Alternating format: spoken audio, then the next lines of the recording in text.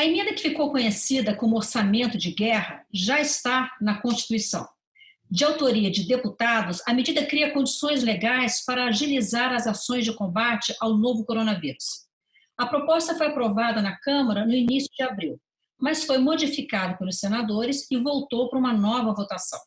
As principais polêmicas em torno dessa emenda à Constituição são a pauta do Câmara Debate, que começa agora. Eu recebo hoje o líder do Partido Novo, o deputado Paulo Ganimi, do Rio de Janeiro, e o deputado Joseildo Ramos, do PT da Bahia. Senhores, muito obrigada por ter aceitado o nosso convite para debater esse tema que está na ordem do dia.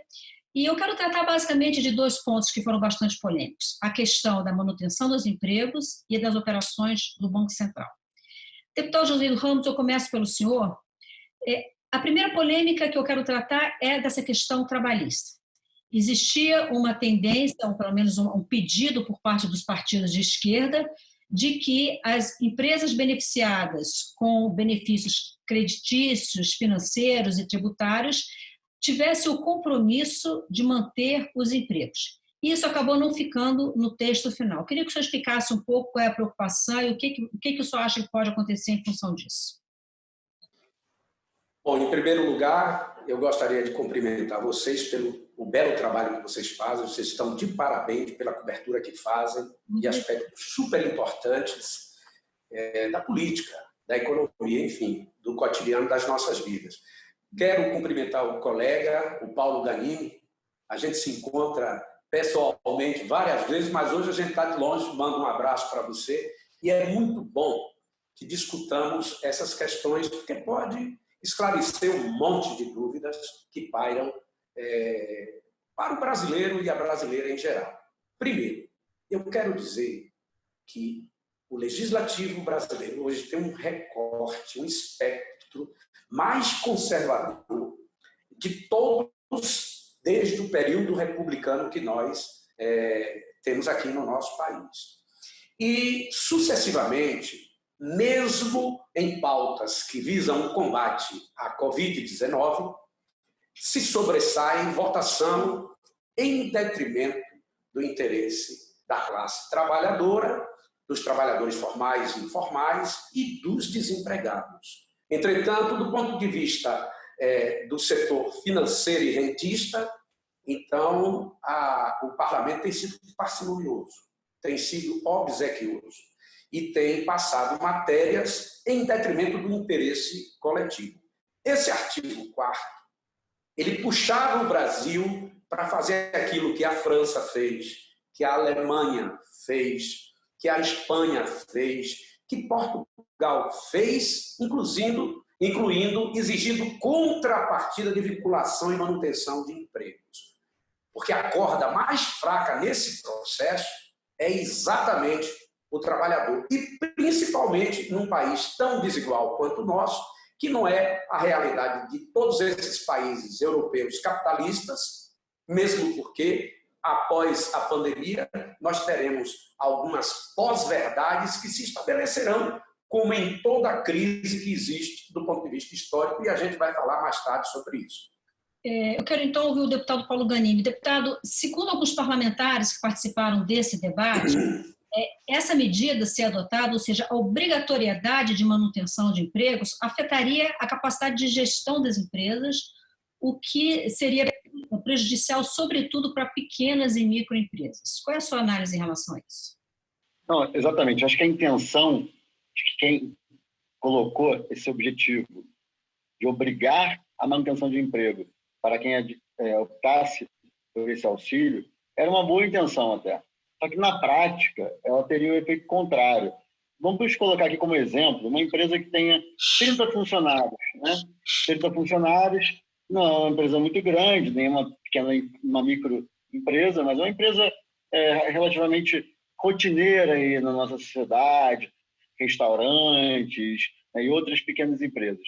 Ela, às vezes, ela consegue, com esse auxílio do Estado, esse auxílio da União, manter a empresa aberta. Talvez ela consiga manter boa parte dos funcionários, mas talvez ela não consiga manter os 30 funcionários. E aí o que a gente vai estar fazendo? Essa empresa, ao invés de ela pegar o auxílio, a ajuda, manter a empresa aberta, que faz com que, inclusive, ela, no momento da retomada da crise, ela tenha capacidade de recontratar alguns desses funcionários ou gerar outros empregos e ainda mantém parte dos empregos funcionando. O que ela faria? Ela falaria o seguinte, olha, eu não tenho como manter, mesmo com esse auxílio, eu não tenho como manter a minha empresa aberta. Aí, ao invés de a gente poupar 20, 25, 15 empregos que sejam, a gente vai estar colocando a empresa numa situação em que ela não vai pegar o auxílio e ela vai mandar os 30 funcionários embora. Então, esse é o problema que a gente apontou e que é muito importante que a gente entenda a lógica, né, por trás. Não pode ser uma coisa só conceitual, uma coisa filosófica, bonita, que parece que está ajudando. A gente tem que ajudar, de fato, com dados concretos, com políticas públicas concretas, né? Então, colocar esse item dizendo que a empresa tem que manter todos os empregos, ela vai contra essa lógica e faria com que essa empresa pequena que eu falei de 30 funcionários, ela não perderia um emprego, 2 empregos, nem 10 empregos. Ela perderia 30 empregos. O senhor está dizendo que é aquela velha máxima que se diz que o ótimo é o inimigo do bom, né? Na busca de manter os tais 30 empregos que o senhor está citando, todos poderiam ser eliminados. Deputado José do Ramos, para a gente poder passar para outra parte do programa, o senhor acha que faz sentido isso que o deputado Paulo Ganimi falou, que a busca da situação ótima talvez gerasse uma situação ainda pior? Olha, não é possível. Eu respeito a opinião do Paulo Ganimi, mas eu não estou tratando de nada filosófico, ideológico, nada que seja muito bonito e não seja factível, mesmo porque existem ferramentas que foram pautadas pelo próprio governo, que vai colocar crédito à disposição de pequenas empresas subsidiadas e que elas teriam um portfólio de opções objetivas. E outra, eu não posso duvidar de uma questão factual, prática, vindo de estados nacionais, que eu falei da França, 20% do PIB da Espanha, 1/5 do PIB da Espanha, é para proteger a população espanhola do novo coronavírus, da Covid-19, mas 40% desse aporte de 1/5 do PIB é para a manutenção dos empregos e das empresas.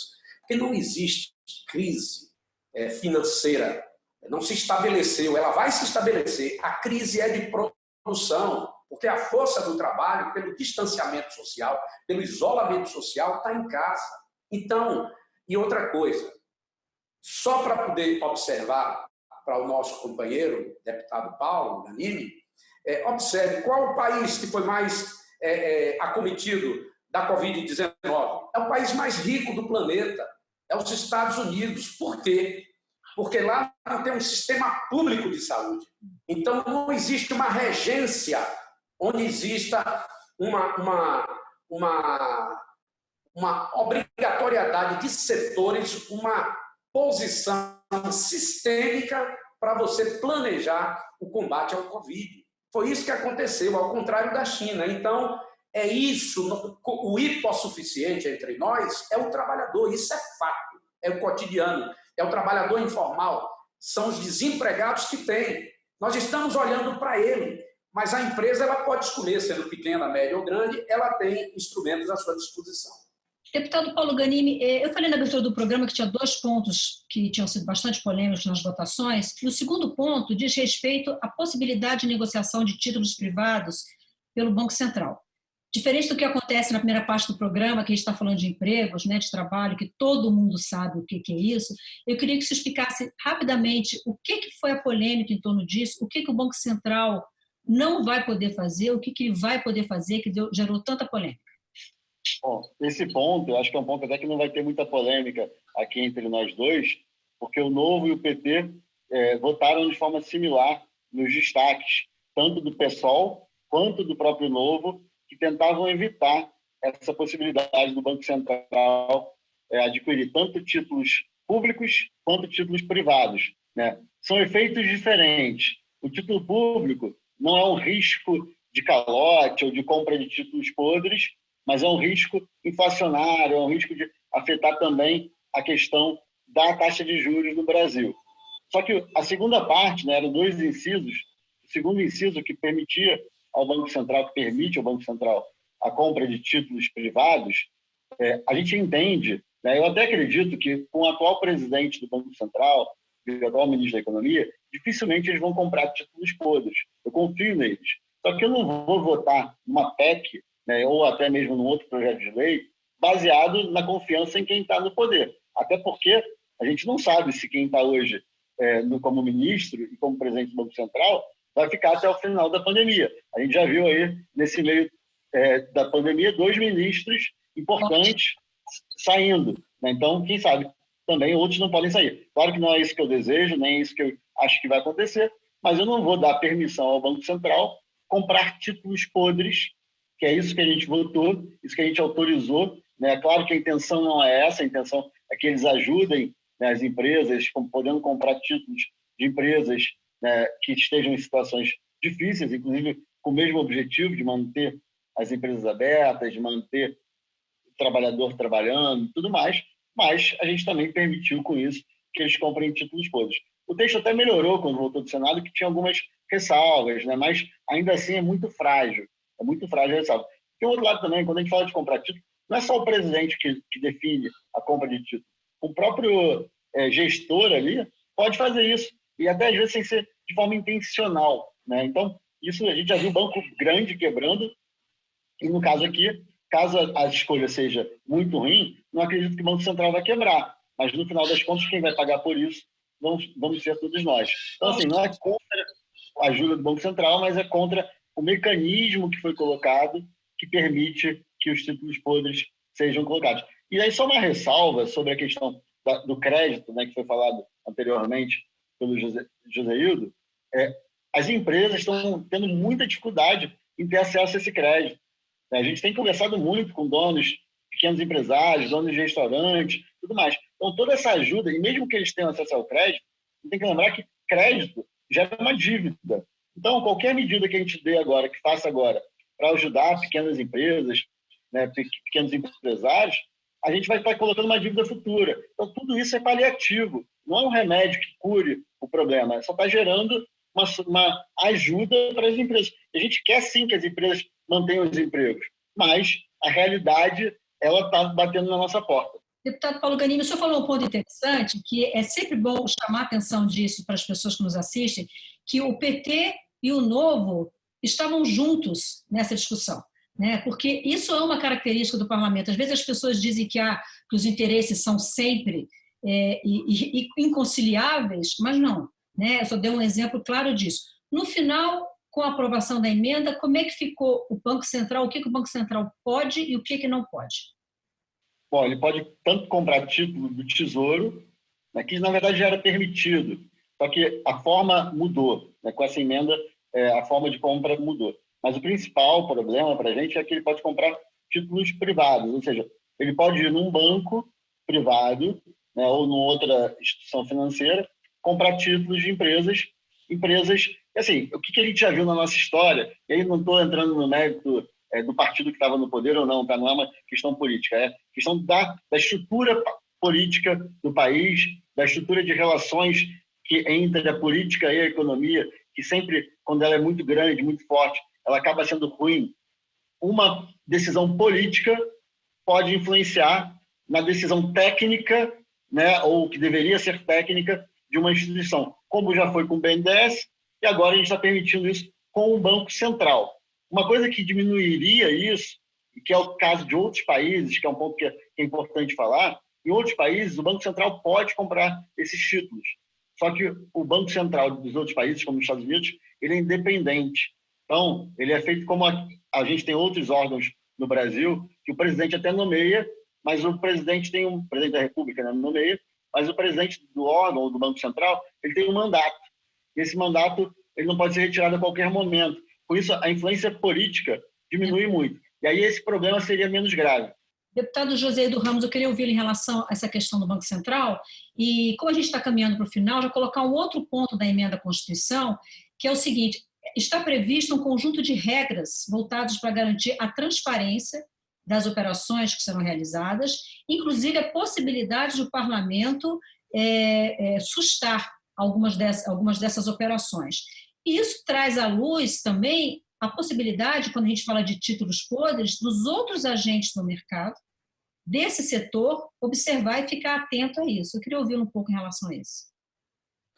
Olhe bem, em primeiro lugar, é função do legislador ele ter cautela e prevenção no ato da sua escolha. Por isso, a nossa posição coincide naturalmente com a posição do Novo, que nós discordamos na maior parte das posições, isso tem sido visto, mas nessa não. Eu concordo ipsiliter com tudo que o Paulo acabou de colocar, porque isto é verdadeiro.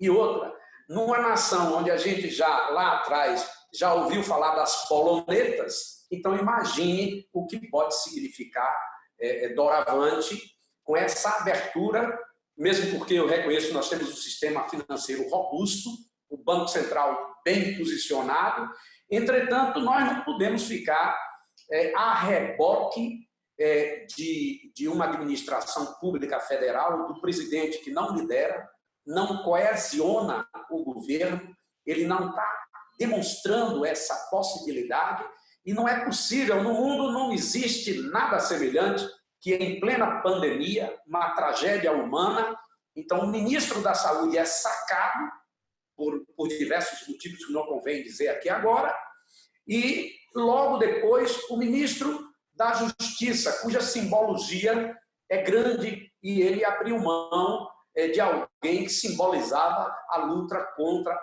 a corrupção, que eu não concordo, mas é a visão geral que se tem sobre o ex-ministro Moro. Então, nós não podemos apostar no que é hoje, aquilo que pode vir a ser amanhã. Portanto, nós votamos da mesma forma. Entretanto, o texto que veio do Senado é um texto melhorado e mesmo com toda essa fiscalização, quando vai para o mercado privado, o Banco Central corre risco, porque a gente ainda não tem uma série de situações na regulamentação desses procedimentos. Bom, isso é tema de outro programa, Banco Central Autônomo. Não tenha dúvida. Banco Central Independente. Senhores, eu agradeço muitíssimo a participação no Câmara Debate. Okay. Eu conversei nessa edição com os deputados Paulo Ganimi, do Novo, do Rio de Janeiro. Paulo Ganimi, o deputado, é líder do partido, e o deputado Joseildo Ramos, do PT da Bahia, sobre a nova emenda à Constituição. E é bom lembrar que essa emenda, ela compõe uma parte da Constituição, que fica lá no finalzinho, chamado Ato das Disposições Constitucionais Transitórias. Então, ela não está no corpo principal da Constituição. O que significa isso? Que o que foi aprovado vai valer por um tempo. Passado esse tempo, volta tudo à velha forma como era, os controles fiscais, as obrigações de regra de ouro e coisas parecidas. Eu sou Maristela Santana e a gente se vê numa próxima edição do Câmara Debate. Até lá.